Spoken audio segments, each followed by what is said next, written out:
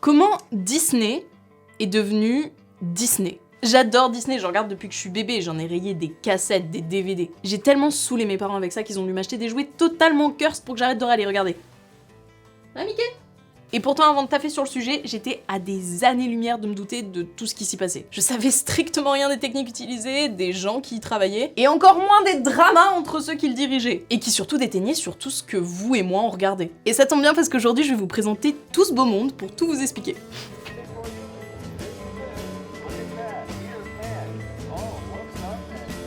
Nous sommes chez Disney. Alors oui, non, là on est dans des archives, je vous l'accorde.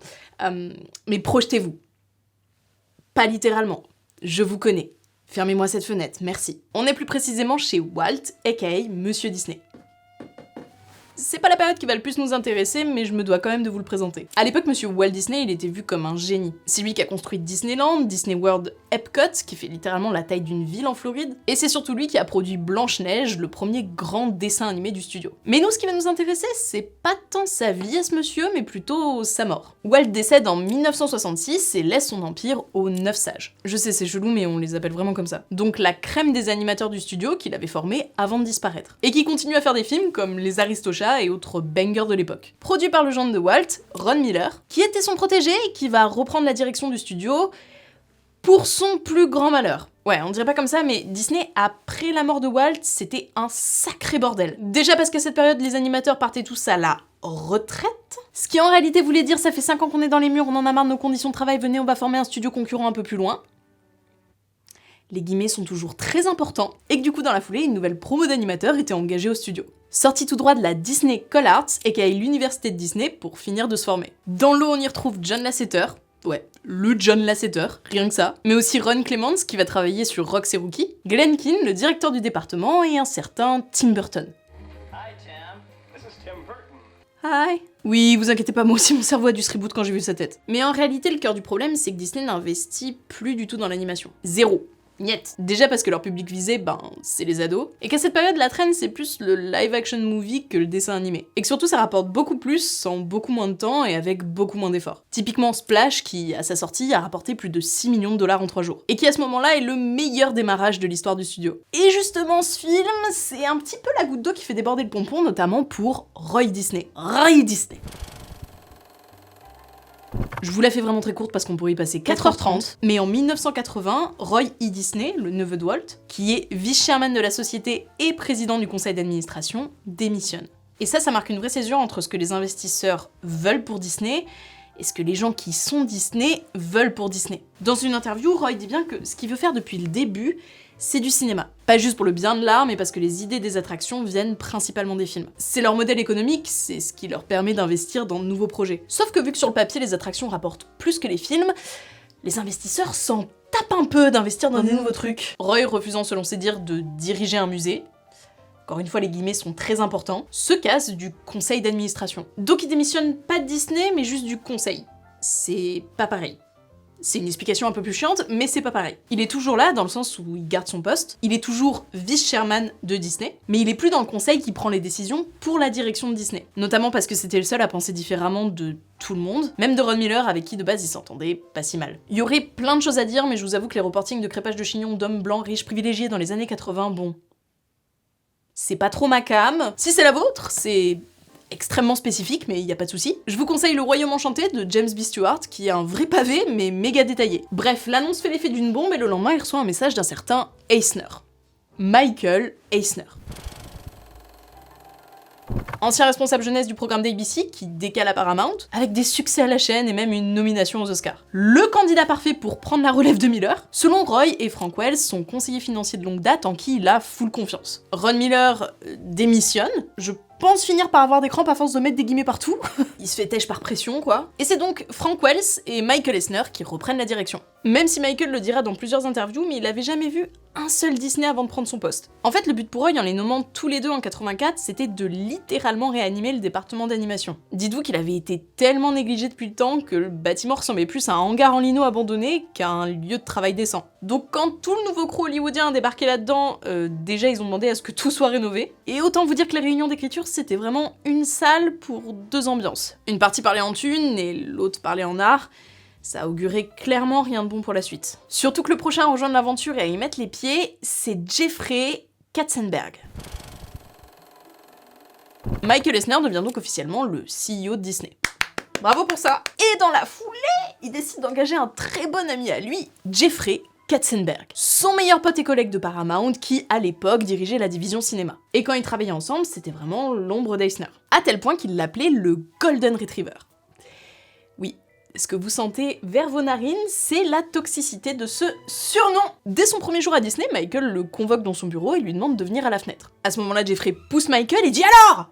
C'est qui le Golden Retriever maintenant ?» C'est faux. C'est faux, calmez-vous, ça c'est pour plus tard. Il voit à la fenêtre et Michael lui montre le bâtiment de Ink and Paint. Et il lui demande si c'est ce qu'ils font. Jeffrey répond que ben non frère, en fait ça fait genre vraiment 4 secondes que je suis là, donc comment veux-tu que... Non, bien sûr que non. Michael lui dit que c'est là où ils font les dessins animés et que surtout maintenant, c'est son problème. Et ça commence fort parce que le premier truc qu'il doit gérer en arrivant, c'est Taram et le chaudron magique. Rien que le nom, ça sonne comme un enfer. Un film hyper en retard, qui coûte de plus en plus cher, et qui surtout a déjà beaucoup divisé les animateurs du studio. Et qui fait peur. Mais vraiment, genre j'ai 26 ans, j'ai toujours autant envie de me faire enlever la vue pour pas le voir. Vous trouvez que j'exagère ? Hein ? Regardez ça dans les yeux. Et venez me dire que vous avez encore envie de décerner une forme. Je crois pas, non. Mais qui était surtout bien trop violent pour des enfants. Bref, fallait couper des scènes. Premier conflit, et pas des moindres, les animateurs, surtout les anciens, disent à Jeffrey qu'on ne peut pas couper un film animé. Alors que si. Donc il leur montre en direct sur la table de montage. Et c'est un truc tout con, mais c'est ce qui a commencé à créer de très grosses frictions entre lui et le producteur du film, Joe Hale. À tel point qu'Hale finit par se faire virer. En fait, quand on regarde leurs échanges, c'était vraiment comme s'ils parlaient pas la même langue. Et justement, cette vidéo est sponsorisée par Amazing Talker. Si comme Jeffrey, vous êtes un dirigeant en mal de communication avec ses équipes, eh bien je ne peux rien faire pour vous. Mais en revanche, si vous souhaitez vous améliorer en anglais, en espagnol, en italien, en japonais, en chinois, en coréen, eh bien pourquoi pas, et j'ai ce qu'il vous faut. Amazing Talker, c'est une plateforme en ligne de cours de langue, vous l'aurez compris, qui a la particularité d'être hyper flexible et personnalisable pour tous les âges. En gros, comment ça marche ? Vous remplissez un petit questionnaire qui va cerner vos objectifs. Ensuite, vous allez pouvoir mettre genre votre niveau, votre budget, vos dispos, etc. Et grâce à leur système de mise en relation assisté par IA, vous allez pouvoir trouver plein de tuteurs qui vous correspondent hyper rapidement. Il y en a même qui vous DM directement. Vous tombez sur tous les profils et vous pouvez choisir votre prof préf en fonction de sa description, vos affinités et vos disponibilités. Ce qui est trop bien avec Amazing Talker, c'est que les plages horaires sont hyper larges, donc il y a vraiment beaucoup de créneaux. J'ai testé avec Nastaran et c'était trop bien, parce qu'au fur et à mesure de la discussion, on se connaissait un peu plus et elle cernait mieux mes intérêts. But like, we can talk about Jeffrey Katzenberg if you want to. Great! Yes! My favorite subject right now. Donc elle a orienté le cours sur des sujets que j'aimais bien pour que ça soit quand même fun, tout en m'aidant à améliorer mon niveau. The video I'm making is about Disney. How can I pronounce it? Disney. Ce que je trouve aussi pratique, c'est que vous pouvez choisir entre prendre soit plusieurs cours, soit des cours à l'unité. Et surtout, c'est à tous les prix, donc en fonction de vos moyens. Et en passant par le lien dans la description, vous avez 10 $ de crédit offert sur votre premier cours. Projet suivant, Basile, le détective. J'adore ce dessin animé, genre, j'ai vraiment dû péter la cassette à force de le voir d'ailleurs. Mais c'était surtout un vrai retour aux sources pour les animateurs. À base de gros storyboards qui recouvrent les murs et de présentations qui durent 3 heures. Et où à la fin, Michael et Jeffrey avaient absolument rien compris. Mais ils décident quand même de le faire parce que, quoi qu'il arrive, ils payent déjà les 175 zigotos qui attendent un truc à dessiner. Donc quelque part, ils ont rien à perdre. Le truc, c'est qu'au même moment, le live action chez Disney pète de fou. Et recevoir des bêtes de stars de cinéma comme Bette Midler ou Robin Williams dans des locaux éclatés, quand t'es Disney, ça le fait pas. Le seul bâtiment qui soit assez grand et, hasard de dingue, rénové pour accueillir les talents Jeffrey et son ego, c'est le bâtiment d'animation. Et vu qu'il le dirige, c'est ce qu'il fait. Il dégage les animateurs des locaux. Ces mêmes locaux qui ont vu naître Peter Pan et Cendrillon. Je crois que pour eux, le pire là-dedans, c'est qu'il y a eu 0 négociation, 0 dialogue. Juste un mémo nul, au même rang que pour dire que la machine à café est en panne. Et une autre réalité qui fait mal, c'est que Roy, donc le même qui voulait sauver le département d'animation, valide totalement cette décision. Et cela joue comme ça parce qu'il voulait impérativement éviter la confrontation. Mais alors, où est-ce qu'ils vont mettre tous ces gens ? Bienvenue à Glendale. Voyez-vous où est Glendale sur une carte ? C'est quand même quelque chose. Hein. C'est quelque chose à voir. C'est quelque chose à voir en tant que trou. Totalement. Globalement, le truc le plus connu de la ville, c'est le cimetière. Parce qu'il y a masse de célébrités hollywoodiennes qui sont enterrées là-bas. Donc vous imaginez que toute la team était pas hyper chaude. Déjà pour partir aussi loin et dans un endroit aussi mort. Littéralement. Mais alors, quelle ne fut pas leur surprise quand ils ont découvert leur nouveau studio. Vous voyez les conteneurs de chantier. Et ben c'est pire. Très concrètement, c'était un hangar aménagé sur un parking avec vue sur Parpaing, option moquette déchirée, entourée, tenez-vous à n'importe quoi, de barbelés. Des barbelés. Je sais pas, ils avaient peut-être peur qu'ils s'enfuient par la fenêtre. Les animateurs sont tellement convaincus qu'ils vont se faire virer qu'ils font une reconstitution d'Apocalypse Now. Et ils ont bien raison. C'est la seule chose à faire. Ils ont du barbelé autour de leur lieu de travail. Moi, à partir de là, j'estime qu'ils ont le droit de péter un câble comme ils veulent, en fait. Encore plus quand tu sais que toute leur réunion était programmée par Katzenberg à 6h du matin. Alors, deux possibilités. Soit le mec a vraiment inventé la Miracle Morning Routine avant son temps, soit il en avait rien à foutre de ses équipes. Je pense que j'en avais rien à foutre, personnellement. C'est resté un avis, une hypothèse. Mais là, c'était juste pour me dire que j'adore vous péter les couilles avec des réunions employés de la vie. Ça exaspère même Roy, qui est quand même son supérieur, hein, et qui voit surtout que ça va pas. Tout le monde est découragé et Katzenberg seul, il s'en sortira pas. Donc il appelle Peter Schneider.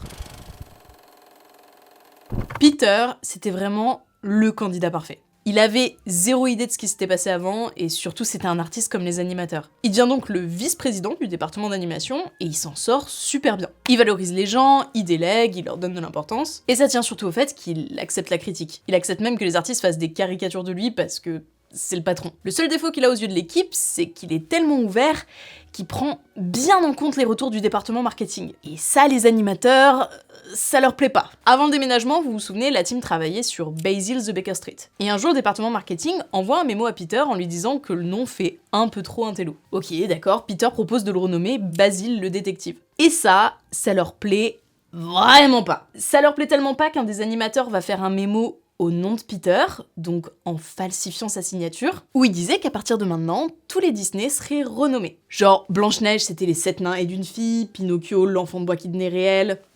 Vous voyez le genre. S'il vous plaît, ce mémo, à l'époque, il était genre tellement connu aux US qu'il a fini par être une catégorie dans un jeu télé, le Jeopardy. And finally, in other words, the girl with the see-through shoes.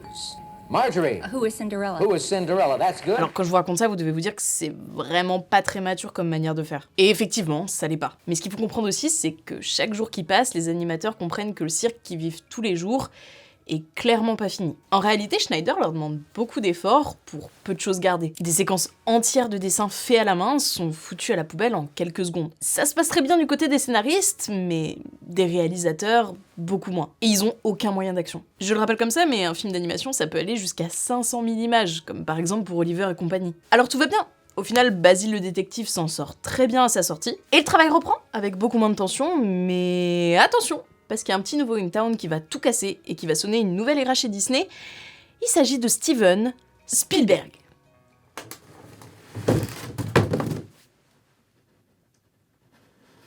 Oui, alors, quand je disais tout casser... Écoutez, bizarre cette coïncidence, vu qu'on arrive à la fin de la première partie de la vidéo. Si vous êtes chaud pour la partie 2, n'hésitez pas à me le dire dans les commentaires. Un truc du type, oui, partie 2 voilà.